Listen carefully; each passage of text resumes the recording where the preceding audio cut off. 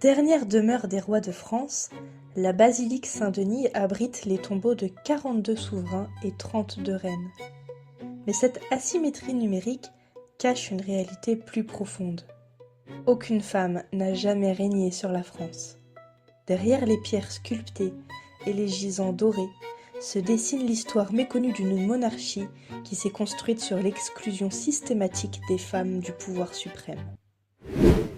Quand on pénètre dans la basilique Saint-Denis, on traverse plus de 1000 ans d'histoire française. Cette collection unique de 70 tombeaux sculptés offre un panorama saisissant de la continuité monarchique, mais aussi de ses non-dits. Car si les reines y sont nombreuses, elles n'y figurent qu'en tant qu'épouses, mères ou filles de roi, jamais comme souveraines. Cette absence interpelle d'autant plus que nos voisins européens ont connu des destins différents. L'Angleterre a couronné Élisabeth Ière, Marie Tudor, puis Élisabeth II. L'Espagne a eu Isabelle la catholique. Même les États pontificaux ont eu des abbesses dirigeantes.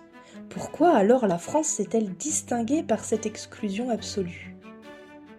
La réponse se trouve en partie dans ses murs même.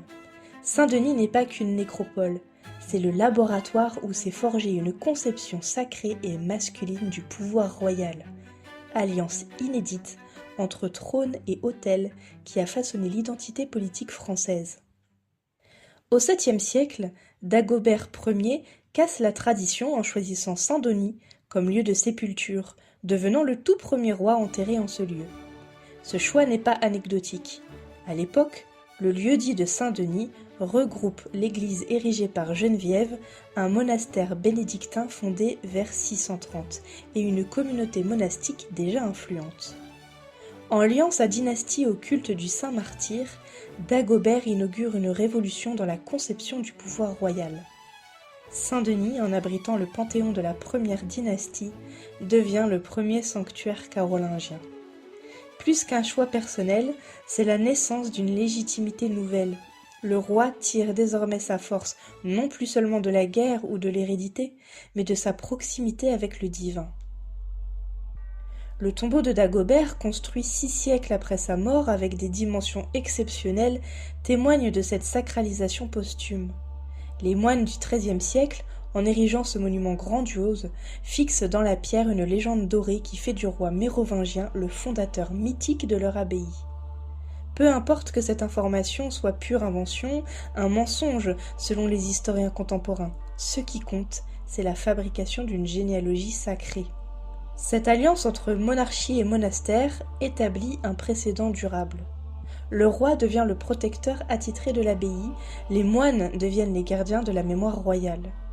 Et dans cette construction idéologique, nulle place n'est faite aux femmes comme détentrices d'un pouvoir souverain. Au XIIe siècle, l'abbé Suger, petit de corps et de famille, révolutionne Saint-Denis.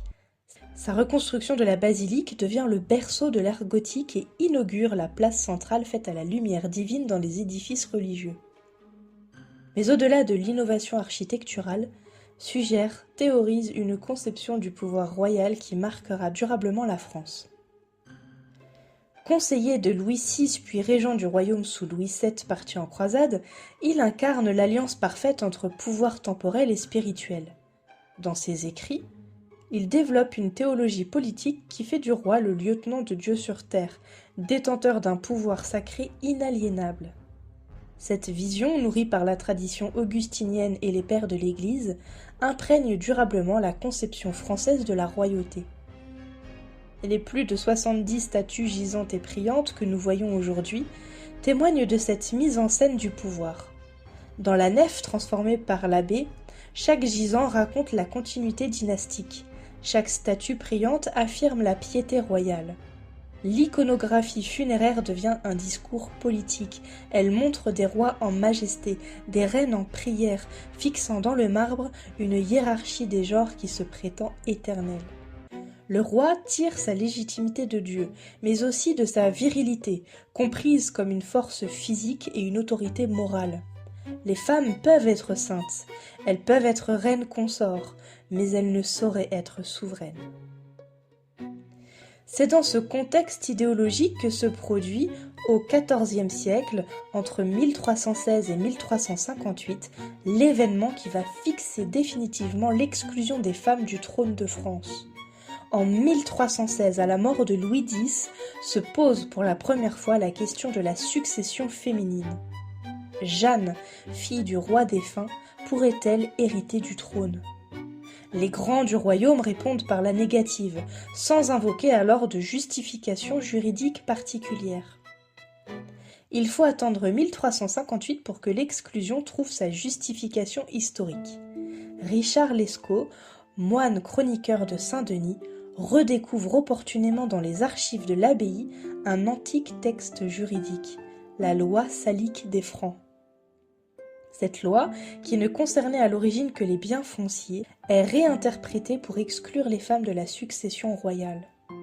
L'ironie veut que cette découverte ait lieu précisément à Saint-Denis, dans ce haut lieu de la mémoire royale. Les moines, gardiens de la légitimité dynastique, deviennent les fabricants d'une tradition inventée. Ils créent une généalogie mythique qui fait remonter l'exclusion des femmes aux origines franques, donnant ainsi une apparence d'antiquité à une décision purement politique. Cette invention de la loi salique à Saint-Denis révèle le rôle central de l'abbaye dans la construction idéologique de la monarchie française. Loin d'être de simples gardiens du passé, les moines sont des acteurs politiques qui façonnent l'histoire selon les besoins du présent. Et dans cette histoire réécrite, les femmes n'ont pas leur place sur le trône. Cette exclusion des femmes ne se contente pas d'une justification juridique, elle s'enracine dans une théologie politique qui puise aux sources du christianisme. Les pères de l'Église, de saint Paul à saint Augustin, ont développé une anthropologie qui fait de la femme un être naturellement soumis à l'homme. Cette vision, codifiée par les conciles médiévaux, imprègne la conception française du pouvoir. À Saint-Denis, cette théologie s'incarne dans l'art funéraire. Les gisants royaux montrent des rois en majesté, couronnés, tenant les insignes du pouvoir. Les reines, quand elles sont représentées, le sont en position de prière, les mains jointes, dans une attitude de soumission et de piété. Cette iconographie n'est pas neutre, elle traduit dans la pierre une hiérarchie des genres qui se veut naturelle et divine. L'architecture même de Saint-Denis porte cette idéologie. Le chœur, espace sacré par excellence, abrite les tombeaux des rois. Les reines sont reléguées dans les chapelles latérales ou dans des enfeux secondaires. Cette géographie funéraire raconte une histoire, celle d'un pouvoir masculin qui tire sa légitimité du sacré et qui exclut les femmes de son exercice. Cette sacralisation du pouvoir masculin trouve son apogée dans la cérémonie du sacre. Depuis Pépin le Bref, couronné par le pape en 754, les rois de France reçoivent l'onction sainte qui fait d'eux les oints du Seigneur. Cette cérémonie, longtemps pratiquée à Reims, trouve son prolongement symbolique à Saint-Denis, où reposent les lois sacrées. Cette exclusion formelle ne doit pas masquer la réalité du pouvoir féminin dans la France d'Ancien Régime.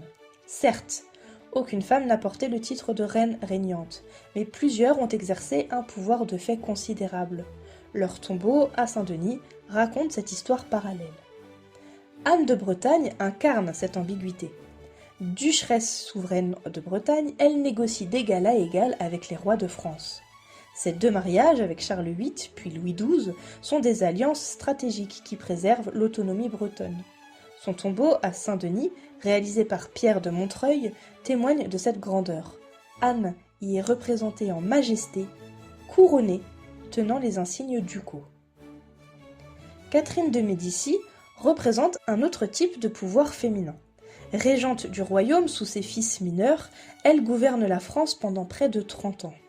Son action politique, déterminante dans les guerres de religion, illustre la capacité des femmes à exercer le pouvoir suprême. Pourtant, ce pouvoir reste officieusement reconnu et jamais institutionnalisé. Ces exemples révèlent la contradiction fondamentale du système monarchique français. Capable de reconnaître la compétence politique des femmes dans les faits, il refuse de leur accorder la légitimité juridique. Cette schizophrénie trouve son expression dans l'art funéraire de Saint-Denis. Les reines y sont honorées comme épouses et mères, mais jamais comme souveraines. Mais l'histoire a ses failles.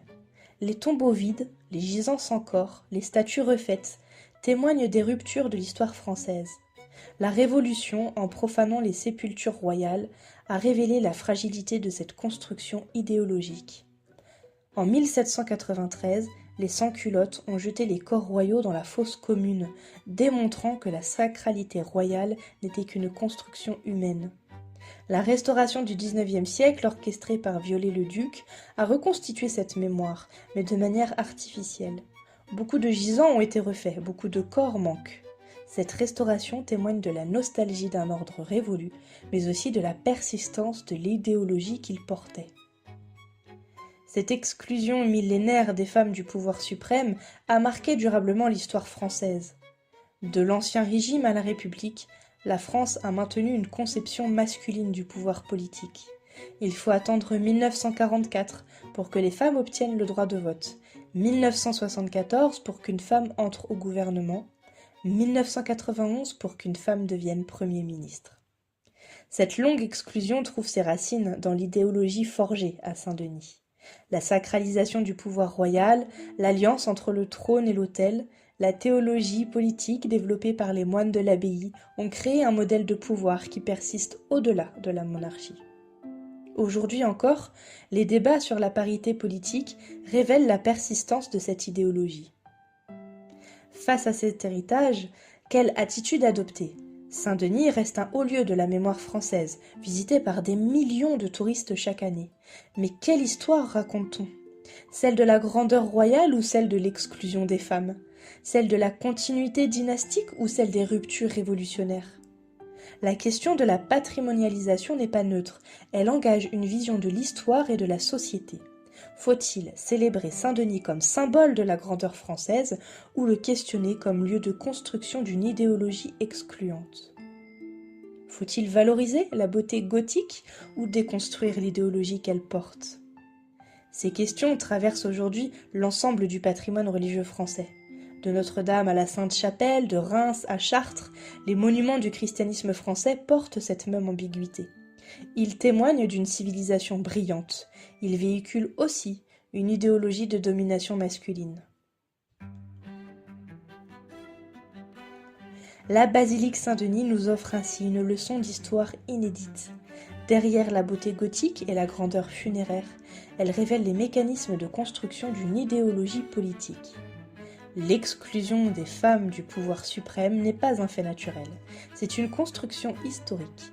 Elle s'est forgée dans l'alliance entre monarchie et catholicisme, elle s'est théorisée dans les écrits des clercs et s'est matérialisée dans l'art funéraire. Cette construction a marqué durablement l'histoire française et explique en partie les résistances contemporaines à la parité politique. L'histoire est toujours en construction et les rapports de pouvoir sont toujours évolutifs. Saint-Denis, lieu de mémoire par excellence, peut ainsi devenir un espace de réflexion critique. Ces pierres peuvent raconter une autre histoire de France, plus inclusive, plus démocratique. Ces tombeaux peuvent témoigner non seulement de la grandeur royale, mais aussi de ses exclusions. Cette relecture de Saint-Denis s'inscrit dans un mouvement plus large de réévaluation du patrimoine religieux français. L'histoire ne se conjugue pas qu'au passé, elle se construit aussi au présent, dans notre manière de regarder les traces du passé, de les interpréter et aussi de les transmettre. À nous de faire de Saint-Denis non plus seulement un mausolée de la royauté française, mais un miroir de ses contradictions et de ses possibilités.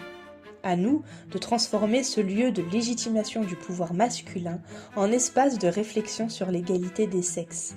À nous de faire de cette nécropole un laboratoire de la démocratie à venir.